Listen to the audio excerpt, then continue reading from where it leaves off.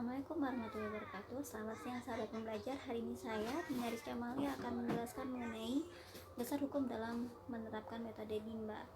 Nah, di sini dasar hukum dalam metode Bimba ada dua. Yang pertama hak anak dan yang kedua adalah teori belajar dalam psikologi pendidikan.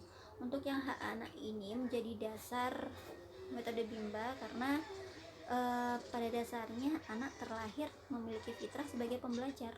Nah, sebagai pembelajar maka kita harus menumbuhkan minat belajarnya. Nah, minat belajar ini bisa kita munculkan, bisa kita tanamkan sejak dini dengan cara memberikan bimbingan. Nah, tentunya bimbingan yang harus kita lakukan ini adalah bimbingan yang harus menyenangkan, karena ketika bimbingan dilakukan secara menyenangkan maka minat belajar ini akan tumbuh dengan sendirinya, akan tumbuh dari dalam dirinya sendiri, jadi tidak ada paksaan di dalamnya. Kemudian yang kedua ada teori belajar dalam psikologi pendidikan. Di sini ada 3 hukum, ada the law of effect, the law of exercise, and the law of readiness. Jadi ketiga hukum ini memiliki kaitan satu sama lain, dan ketika ketiga hukum ini berjalan secara bersamaan, berkesinambungan, maka akan dapat memunculkan minat kuadrat atau minat belajar yang menggelora. Nah, di sini akan kita bahas satu-satu, dimulai dari the law of effect atau hukum sebab akibat. Jadi di sini ketika anak diberikan bimbingan kegiatan Bimba yang tentunya menyenangkan, maka anak akan merasa senang, merasa happy.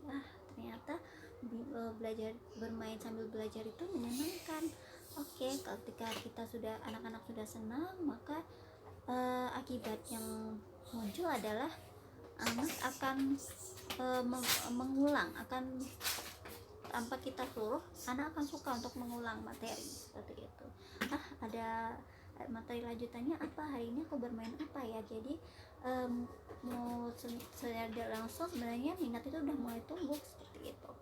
Kemudian dilanjutkan dengan the law of exercise, jadi latihan.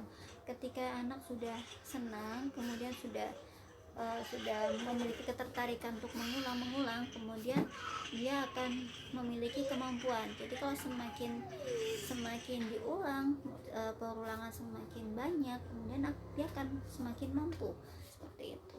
Kemudian yang ketiga, the law of readiness, ini melihat kesiapannya. Jadi ketika anak sudah mampu, jadi semakin terampil. Nah, ketika terampil itu anak akan secara langsung sudah tumbuh minat belajarnya. Nah, di sini dari ketiga hukum ini apabila berjalan beriringan, berjalan dengan berkesinambungan, akan memunculkan minat belajar anak yang menggelora atau istilahnya minat kuadrat.